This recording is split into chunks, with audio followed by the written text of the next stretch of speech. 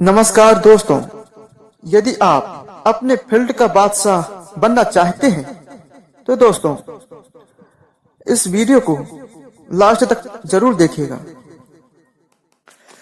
आइए चलते हैं एक कहानी की तरफ। बाज की कहानी पूरी दुनिया में पक्षियों की 10,000 से भी ज्यादा प्रजातियां पाई जाती है।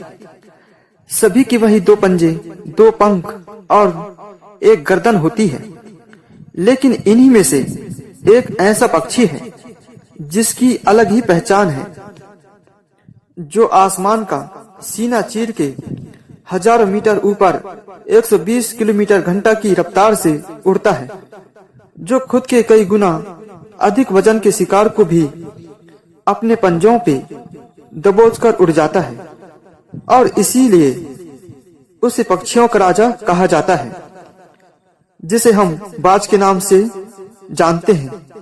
और एक बाज इतना ऊंचा मुकाम हासिल करता है अपने ट्रेनिंग और अपनी पुनः जन्म की वजह से।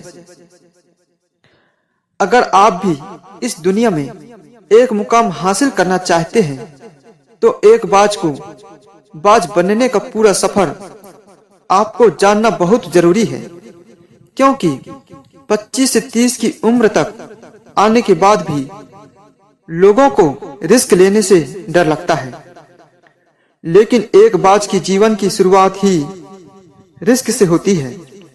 जिस उम्र में बाकी पक्षियों के बच्चे सिर्फ ची ची करना सीखते हैं, उस उम्र में एक मादा बाज अपने बच्चों को पंजे में दबोचकर हजारों मीटर आसमान की ऊंचाइयों में उड़ जाती है, उसे ये बताने के लिए कि तेरा जन्म आसमान का सीना चीर के सबसे ऊपर उड़ने के लिए हुआ है। तेरा जन्म पक्षियों का बादशाह बनने के लिए हुआ है। जमीन से हजारों मीटर ऊपर ले जाकर मादा बाज अपने पंजों से उसे छोड़ देती है और यहीं से शुरू होती है उसकी हाई रिस्क ट्रेनिंग। वो चूजा जमीन की तरफ तेजी से गिरने लगता है, थोड़ा नीचे आता है तो उसके पंख खुलने लगते हैं। नीचे आते आते वो अपने पंख फड़फड़ाने लगता है, लेकिन वो अभी तक उड़ान नहीं सीखा है। वो जमीन से कुछ ही ऊपर होता है। ऐसा लगता है कि कुछ ही सेकंड में उसका जीवन समाप्त हो जाएगा, लेकिन अचानक एक पंजा उसे अपने गिरफ्त में लेता है और वापस आसमान में उड़ जाता है। वो पंजा होता है उसकी माँ का, जो उसके पीछे उड़ रही थी। उसकी ये ट्रेनिंग जब तक चलती रहती है जब तक वो उड़ान नहीं सीख जाता है। इतनी हाई रिस्क ट्रेनिंग होने के बाद इस दुनिया को एक बाज मिलता है। बारिश के वक्त जब सारे पक्षी आश्रय की तलाश करते हैं, तब यही बाज उसी बारिश में आसमान को चीरते हुए ऊपर निकल जाता है और बादल से कहता है, तू बरस ले, कितना बरसेगा? और फिर नीचे आकर चैलेंज करता है। एक बाज की उम्र लगभग 70 साल होती है। जब वह 40 साल का होता है तब एक परेशानी उसकी जिंदगी में मौत बनकर आती है, जो आपकी परेशानियों की तुलना में बहुत बड़ी होती है, क्योंकि 40 साल की उम्र में बाज की चोंच इतनी मुड़ जाती है कि उसे शिकार निगलने में बहुत परेशानी आती है। उसके पंख भारी हो जाते हैं, छाती से चिपकने लगते हैं, जिससे उड़ना बहुत मुश्किल हो जाता है।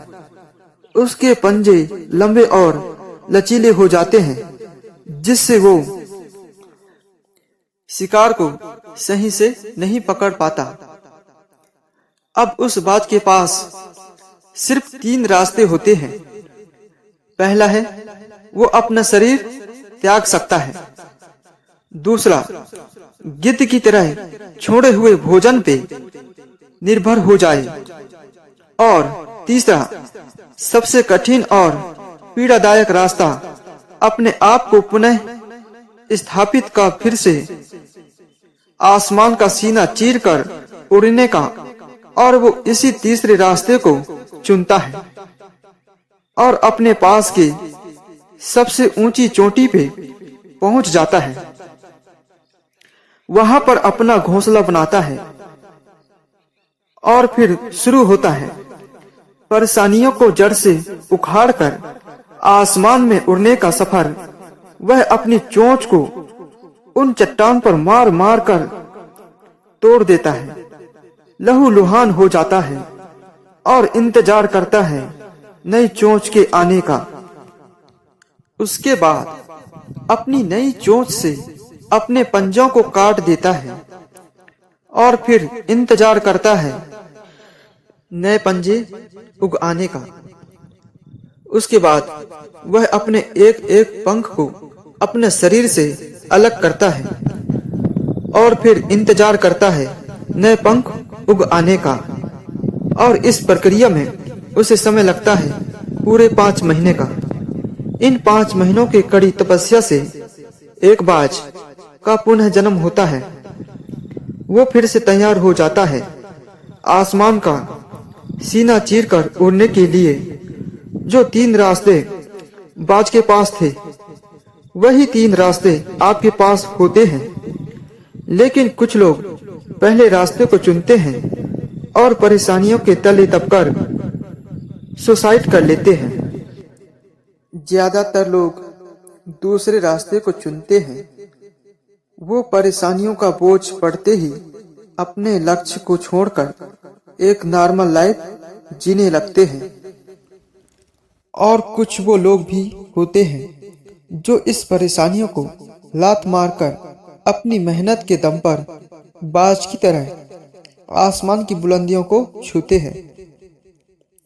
दोस्तों, बाज की यह ट्रेनिंग हमें बहुत बड़ी सीख देती है कि अगर रिस्क लेना पड़े तो लोग की अपने फील्ड में अपने आप को इतना ट्रेड कर लो कि उस फील्ड में आपसे ऊपर उड़ने के बारे में सोचकर लोगों के पसीने छूट जाए।